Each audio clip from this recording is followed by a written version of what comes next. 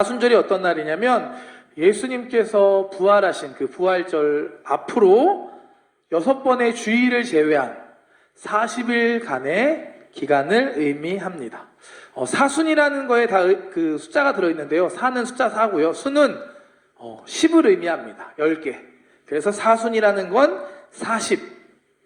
부활절 이전 40일 동안의 시간을 사순절로 지키고 있습니다. 이 사순절은 성경 안에 명시되어 있는 그런 절기는 아닙니다. 유월절이나 오순절과 같은 절기들은 구약에서부터 유대인들이 율법으로 정해서 지켰던 절기였습니다. 하지만 이 사순절은 AD 325년에 있던 니케아 공의회, 313년에 기독교가 공인이 되고 나서, 그러고 나서 니케아 공의회라는 회의가 생깁니다. 기독교의 교리나 기독교의 어떤 진리나 이런 것들을 정하는 회의가 첫 번째 생긴 게 니케아 공의회인데, 그때 정해진 게 바로 이 사순절이었습니다. 성경 안에서 40이라는 숫자의 의미는 고난, 시련, 인내 이런 것들을 의미합니다. 대표적으로 구약에서 이스라엘 백성들이 40년 동안 광야 생활을 했고요. 신약에서는 예수님께서 광야에서 40일 동안 금식하시고 마귀에게 시험을 받으셨습니다. 그래서 이 사순절은 어떻게 지내는 기간이냐? 예수님의 십자가, 예수님께서 십자가를 향해 점점 다가가는 그 기간이니까 십자가의 고난을 묵상하고 또 회개하고 기도하고 또 절제와 금식과 같은 경건한 생활을 통해 십자가의 길을 가신 그 예수님을 따르는, 묵상하는 시기가 바로 이 사순절입니다. 사실 사순절이 시작은 이미 했거든요. 지난달 2월 17일 수요일부터 사순절은 시작이 됐습니다. 올해 부활절이 언제인 줄 아시나요? 4월 첫째 주가 부활절입니다. 딱 한 달 남았습니다, 여러분. 한 달 남은 이 사순절 기간을 보내면서 우리 청년부, 저와 여러분들이 예수님의 십자가를 조금 더 묵상하면 좋겠다라는 생각을 했습니다. 그 예수님의 십자가를 묵상할 때 그 안에 있는 은혜와 그 사랑을 더 깊게 깨닫고 느끼게는 이번 한 달간이 되시기를 주님의 이름으로 축복합니다. 아멘. 그냥 묵상하고 끝나는 게 아니라 사순절 어떻게 보내야 된다고요? 금식, 기도, 경건생활. 너무 부담은 갖지 마시고요. 금식하는 것도 괜찮습니다. 아침이나 저녁을 금식하든지, 아니면 예수님의 생애가 기록되어 있는 신약의 말씀을 읽는 것도 좋고요. 아니면 여러분들이 가능한 시간에 작정해서 기도하는 것도 괜찮은 방법이 될 것 같습니다. 어떤 모습이든 이 한 달간 사순절을 보내는데 저와 여러분들의 삶 가운데 예수님의 십자가의 길을 따라가는 모습들이 있기를 소망합니다.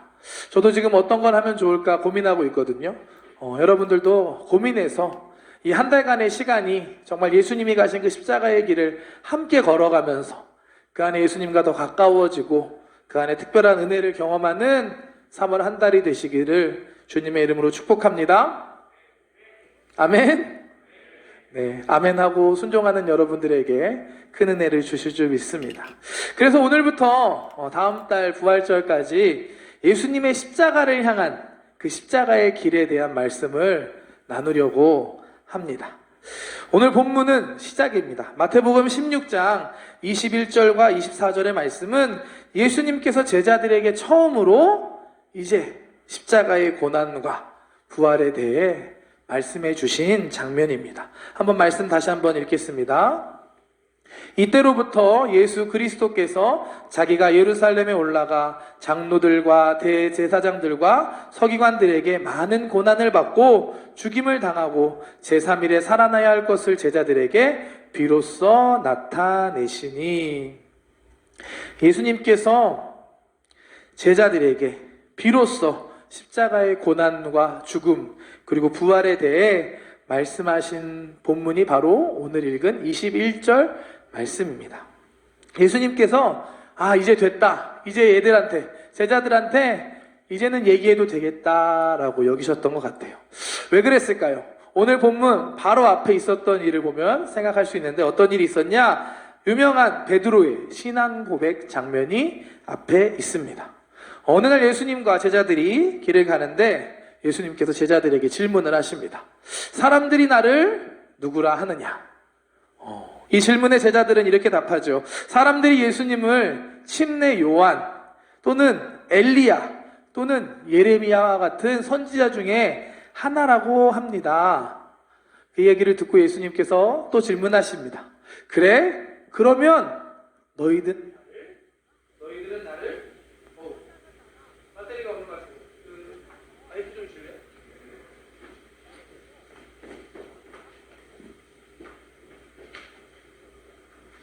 네, 죄송합니다.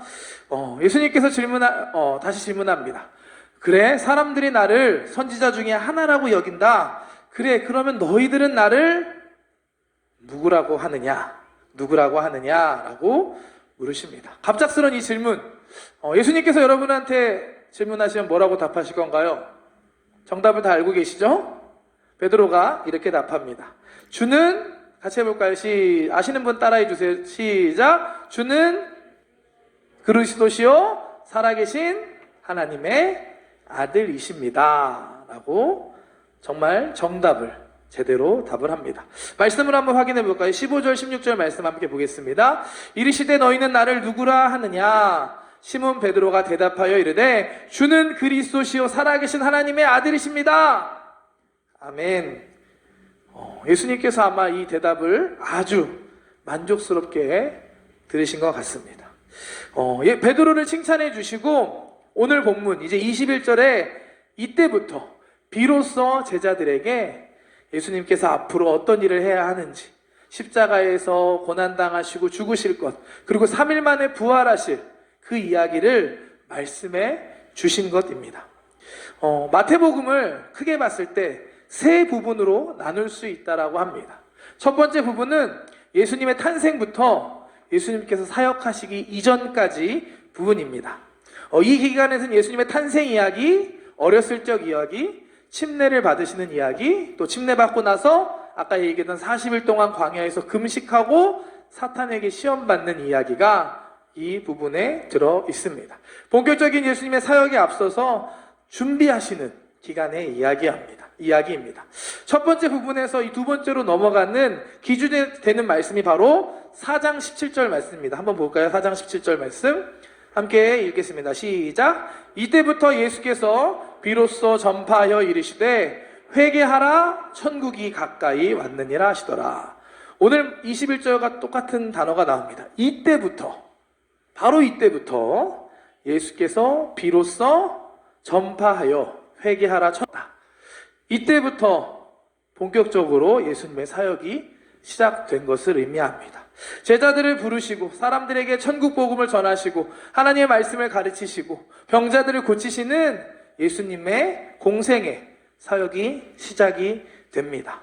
이게 마태복음의 두 번째 부분입니다. 그리고 오늘 본문 16장 21절에 이르러서 이때부터 비로소 제자들에게 십자가의 이야기를 하기 시작하신 것입니다. 16장 21절부터를 예수님의 사역의 마지막 세 번째 부분으로 나누어 볼 수 있습니다. 예수님 사역의 클라이막스인 그 십자가를 향해 예수님께서 본격적으로 그 여정을 시작하신 것이다 라고 볼 수 있는 것입니다. 이렇게 볼 때 오늘 본문이 좀 의미심장하게 보이지 않으시나요? 드디어 예수님께서 십자가를 향해 걸어가기 시작하십니다. 그런데 제자들의 반응, 특별히 방금 전에 예수님한테 엄청난 칭찬을 들었던 베드로의 반응이 참 실망스럽습니다. 22절 말씀 함께 보겠습니다. 베드로가 예수를 붙들고 항변하여 이르되 주여 그리 마옵소서, 이 일이 결코 주께 미치지 아니하리이다. 아마도 앞에 답했던 게 뽀록이었던 것 같습니다. 뽀록 아시나요, 여러분? 뽀록을 어떻게 통역할지 갑자기 걱정이 되네요. 베드로가 예수님께서 이 말씀하신 십자가의 길, 고난의 길을 도저히 이해할 수 없었습니다. 그래서 베드로는 예수님께 그리 하지 마시고 절대 이런 일은 없을 겁니다, 예수님 하고 예수님의 그 십자가의 길을 막아섭니다. 베드로가 이렇게 반응할 수밖에 없었던 것은 베드로가 예수님이 누구신지 그리스도시고 하나님의 아들이시라는 걸 알았지만 하나님의 그 구원의 방법, 하나님께서 그 길을 어떻게 이루실지에 대해서 잘 알지 못하고 이해하지 못하고 있었기 때문입니다. 그래서 하나님의 계획을 전혀 이해하지 못하고 오늘 22절에 전혀 딴소리를 하고 있는 베드로의 모습을 보게 됩니다. 사실 예수님의 십자가의 길은 이미 예전부터 시작된 거였습니다. 이미 모든 것이 하나님의 뜻 가운데 있었고 예수님께서 이 땅에 오신 이유가 바로 그 십자가에서 저와 여러분들, 우리를 위해 대신 죽기 위해 오신 것이었습니다. 마태복음 1장 21절 말씀에 이렇게 예수님의 탄생을 예언합니다. 아들을 낳으리니 이름을 예수라 하라. 이는 그가 자기 백성을 그들의 죄에서 구원할 자이심이라 하니라. 예수님이 이 땅에 오신 이유는 자기 백성, 저와 여러분들을 우리의 죄에서 구원하기 위해서 오신 것이었습니다. 이 죄에서 구원하기 위한 방법이 십자가에서 우리 죄를 대신해서 예수님께서 죽는 것이었습니다. 이미 계획되어 있었고 이미 예수님이 그 길을 가기 시작하고 계신데 이제 16장 21절에 이르러서 제자들에게 말씀해 주신 겁니다. 그런데 아직 제자들은 이 놀라운 하나님의 계획과 하나님의 뜻과 이 구원의 계획을 이해할 수 없었습니다. 왜 그랬을까요? 제자들은 왜 예수님의 이 고난과 부활에 대해서 이런 반응을 보일 수밖에 없었을까요? 이건 아마 제자들이 자신들이 갖고 있었던 예수님에 대한 생각과 계획이 있었기 때문일 것입니다. 후에 보면 예수님의 제자들이 이런 일들이 있습니다. 예수님 나중에 잘 되시면 제가 예수님 오른팔, 이 친구가 왼팔 하겠습니다. 잘 부탁드립니다. 이런 내용이 성경에 있습니다. 제자들이 아직까지 예수님이 어떤 분이신지를 제대로 모르고 있었던 겁니다.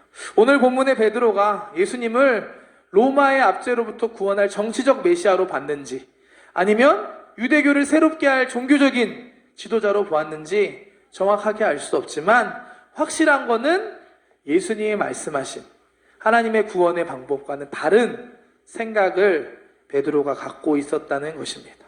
그래서 예수님께서 십자가의 길을 얘기하자 그 길을 막으려고 했던 겁니다. 아니에요, 예수님, 그 길은 아닙니다. 그런 일은 있어서는 안 됩니다. 이건 하나님의 일이 아닌 내 일, 사람의 일을 생각했던 것이었습니다. 예수님께서는 이런 베드로를 강하게 책망하십니다. 하나님의 일이 아닌 사람의 일을 생각하고 있다고 베드로에게 말씀하십니다. 말씀 23절 말씀 함께 보겠습니다. 시작. 예수께서 돌이키시며 베드로에게 이르시되 사탄아 내 뒤로 물러가라. 너는 나를 넘어지게 하는 자로다. 내가 하나님의 일을 생각하지 아니하고 도리어 사람의 일을 생각하는도다 하시고 베드로의 모습 안에서 우리의 모습을 보게 됩니다. 하나님의 일을 하고자 했을 때 하나님 일을 할 때 우리가 오늘 말씀을 교훈으로 삼았으면 좋겠습니다. 정말 이게 내 뜻인지 하나님의 뜻인지 기도하며 분별하며 하나님의 뜻을 따라갈 수 있는 저와 여러분들 되시기를 축복합니다. 또 오늘 이 말씀 23절 말씀에 보면 예수님의 마음을 우리가 좀 볼 수 있습니다. 십자가의 길을 향한 예수님의 마음이 어떠한지 예수님의 확실하고 단호한 결단의 마음을 우리는 알 수 있습니다. 왜 그럴까요? 이 십자가의 길이 바로 하나님께서 우리를 구원하기 위한 구원의 길이었기 때문입니다. 예수님께서는 이 십자가의 길을 억지로 어쩔 수 없어서 하다 보니까 가셨던 것이 아니라 이미 알고 계셨고 그 길이 비록 고난의 길이고 고통의 길이었지만 우리를 사랑하셔서 우리를 구원하기 위해서 한 걸음 한 걸음 십자가를 향하여 그 길을 가고 계셨던 것이었습니다. 우리를 향한 하나님의 구원의 길이었고 그게 바로 십자가의 길이었습니다. 그래서 예수님께서는 이 십자가의 길을 우리를 위해서 걸어가셨던 것입니다. 그런데 베드로는 이 예수님의 십자가의 길의 의미를 이해할 수 없었기 때문에 오늘 말씀에 예수님의 이 길을 막으려고 합니다. 하나님의 일을 전혀 생각하지 못하고 사람의 생각을 하고 있는 베드로의 모습이었습니다. 예수님의 십자가의 길은 우리를 구원하기 위한 하나님의 놀라운 구원의 계획이었습니다. 예수님께서는 우리를 위해서 이 길을 묵묵히 걸어가셨습니다. 우리를 사랑하셔서 그 길을 가셨던 것입니다. 그 길 안에 하나님의 뜻이 있었기 때문에 순종하며 걸어가셨던 길이었습니다. 오늘 말씀을 통해서 우리들 안에도 이와 같은 예수님의 십자가의 길을 따르는 하나님의 뜻을 따라갈 수 있는 저와 여러분들 되시기를 축복합니다. 예수님께서는 오늘 24절에 이렇게 말씀하십니다. 너희도 나와 같이 이 길을 따르라. 말씀 한번 보겠습니다. 이에 예수께서 제자들에게 이르시되 누구든지 나를 따라오려거든 자기를 부인하고 자기 십자가를 지고 나를 따를 것이니라. 예수님께서는 오늘 말씀에 제자들에게 너희도 십자가의 길을 따라오라 라고 말씀합니다. 자기를 부인하고 자기 십자가를 지고 나를 따르라고 말씀합니다. 자기를 부인하는 게 무엇일까요? 내 생각, 인간적인 생각을 내려놓는 것입니다. 자기 십자가를 진다는 건 하나님께서 자기에게 맡겨주신 그 사명의 길, 하나님의 뜻을 따라간다라는 것입니다. 예수님께서는 제자들에게 이와 같이 예수님과 같이 그 십자가의 길을 따라오라라고 말씀합니다. 오늘 함께 말씀을 나누고 예배하는 저와 여러분들에게도 동일하게 말씀합니다. 자기를 부인하고 자기 십자가를 지고 나를 따라오라. 오늘 이 말씀이 저와 여러분들에게 주시는 말씀인 줄 믿습니다. 예수님을 믿는다는 건 그래 예수님이 날 위해 십자가에 죽으셨지. 감사합니다. 아싸 난 천국이다. 이걸로 끝나는 삶이 아닙니다. 예수님을 믿는다면 그분은 우리의 구세주로 믿고 따라야만 합니다. 우리의 삶의 모습 안에 예수님을 닮은 삶의 모습이 드러나야 하는 것입니다. 예수님을 따라 십자가의 길을 걸어가는 저와 여러분들 되시기를 주님의 이름으로 축복합니다. 아멘. 무겁네요, 분위기가. 예수님의 십자가의 길을 걸어간다는 게 여러분 과연 뭘까요? 예수님이 달리신 그 십자가 위에 우리도 달려서 죽어야 할까요? 아니겠죠? 이건 이미 2000년 전에 예수님이 다 하셨습니다. 우리가 다시 그걸 할 필요는 없습니다. 그렇다면 우리가 해야 할 자기 십자가를 지고 예수님의 길을 따르는, 십자가의 길을 따르는 삶은 과연 어떤 삶일까요? 우리가 살아가야 할 삶이 과연 어떤 것일까요? 오늘 말씀을 준비하면서 고민을 많이 해봤습니다. 자기 십자가를 진다는 게 뭘까? 아니, 내 십자가는 뭘까? 여러 가지 생각들이 들었고 여러 가지 설명들이 있는 글들을 보았습니다. 아마 하나님께서 각자에게 알려주실 거라고 저는 믿습니다. 자기 십자가라고 되어 있습니다. 여러분들 개인의 십자가입니다. 하나님께 기도할 때 여러분들에게 주시는 하나님의 뜻을 깨닫게 해주실 줄 믿습니다. 지난 한 주간 우리 청년들과 함께 여리고 기도회를 가졌습니다. 줌으로 온라인으로 저녁 8시부터 9시까지 모여서 1시간씩 함께 매일매일 기도하는 시간을 가졌습니다. 회장단 그리고 각 지구 리더들이 돌아가면서 그 기도회를 인도해 주었습니다. 어떤 때는 잔잔하게 기도할 때도 있었고 어떤 때는 뜨겁게 기도할 때도 있었습니다. 기도회에 참여하면서 여러분들이 함께 기도 제목을 내놓고 함께 기도하는 여러분들의 모습을 통해 제가 청년들, 여러분들 한 사람 한 사람을 조금 더 이해할 수 있는 그런 시간이 되었던 것 같습니다. 참 다양하게 리더들의 기도 제목이 있었고요. 정말 감사했던 거는 정말 눈물로 기도의 제목들을 나누고 함께 기도를 인도해 준 리더들이 많이 있었습니다. 어떤 친구는 관계를 위해 기도하면서 미워하는 친구를 위해 미워하지 않게 해달라고 눈물로 기도하는 친구도 있었고요. 가족의 구원을 놓고 기도하는 친구도 있었고 또 믿음 없는 모습을 놓고 기도하는 친구도 있었습니다. 각자 다른 기도의 제목으로 기도하는 모습을 보았습니다. 말씀을 준비하면서 자기 십자가가 무엇일까라는 생각이 들었을 때 그 기도 제목들이 조금 떠올랐습니다. 하나님께서 우리에게 주신 십자가, 우리가 기도해야 하는 이유이지 않을까. 각자마다 기도의 제목들이 조금씩 차이가 있습니다. 누군가는 가족을 위해 기도하고, 누군가는 우리 셀을 위해서 기도하고, 누군가는 우리 청년부를 위해 기도하고, 누군가는 이 일본 땅을 위해 기도하고, 여러분들의 기도가 하나님께서 여러분들에게 맡겨주신 여러분들의 십자가이지 않을까라는 생각을 해보았습니다. 여리고 기도회, 오늘 이 예배까지 총 7번째 마지막 시간입니다. 이따가 함께 기도할 텐데, 이 기도가 끝나는 것이 아니라 여러분의 삶 가운데 계속해서 그 십자가, 하나님께서 우리에게 주신 그 기도의 제목들을 품고 계속해서 기도해 나아가는 저와 여러분들 되시기를 축복합니다. 여리고 기도회는 이스라엘 백성이 가나안 땅에 들어가서 처음 만났던 그 여리고 성 앞에서 하루에 한 바퀴씩 돌았던 것을 유래로 한 기도회입니다. 그래서 일주일 동안 기도회를 하고요. 그런데 이 여리고 기도회의 의미를 생각해 보면 하나님의 말씀에 순종하는 것이었습니다. 너희는 하루에 한 번씩 성을 돌아라. 어떻게 보면 참 어이없는 일입니다. 사람 생각으로는 성을 공격해야 되는데 성을 뺑뺑이 돌라고 하는 건 이해할 수 없는 일이었습니다. 하지만 사람의 일이 아닌 하나님의 일을 생각하고 하나님의 말씀을 순종하며 따랐을 때 이 여리고 성이 무너지게 됩니다. 우리가 이 마음으로 여러분들에게 주신 그 십자가를 붙잡고 하루하루 기도하면서 나아갈 수 있는 우리 청년들 되시기를 축복합니다. 하나님의 때가 되면 여러분들이 기도하는 그 제목들이 하나님의 뜻 가운데 반드시 응답될 줄 믿습니다. 아멘. 우리가 사순절의 시간을 지나가고 있는데 이 기간이 정말 예수님의 십자가의 길을 조금 더 묵상할 수 있는 저와 여러분들 되시기를 축복합니다. 여러분들 삶에서 사람의 일, 내 인생, 내 생각만 하는 것이 아니라 하나님의 일을 생각하고 하나님의 뜻을 구하며 기도하는 이번 한 달간이 되시기를 주님의 이름으로 축복합니다. 오늘 함께 예배하는 여러분들이 결단하는 이 시간 됐으면 좋겠습니다. 사순절 이제 한 달 남았는데 한 달 남은 이 기간을 하나님 결단합니다.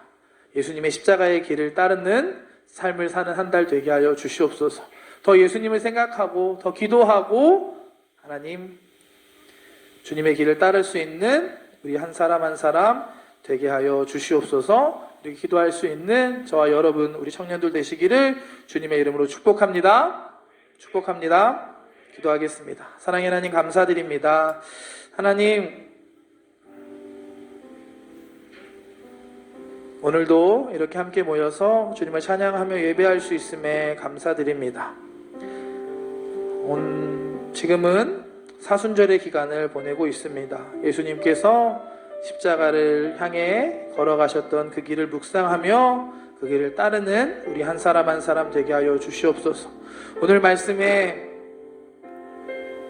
나를 따르려거든 자기를 부인하고 자기 십자가를 지고 나를 따르라고 하신 주님, 우리에게 주신 말씀임을 믿습니다. 내 생각과 방법을 내려놓을 수 있는 믿음을 허락하여 주시옵소서.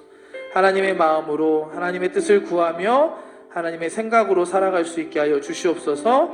매일매일의 삶이 자기의 십자가, 하나님께서 나에게 맡겨주신 그 자리를 감당해내며 기도하며 하나님 걸어갈 수 있는 우리 청년들 되게 하여 주시옵소서. 하나님께서 인도하여 주시고 우리 각자 청년들을 통하여서 하나님의 놀라운 뜻을 이루실 줄 믿습니다. 하나님 행하실 일들을 기대하며 찬양합니다. 예수님의 이름으로 기도드렸습니다. 아멘.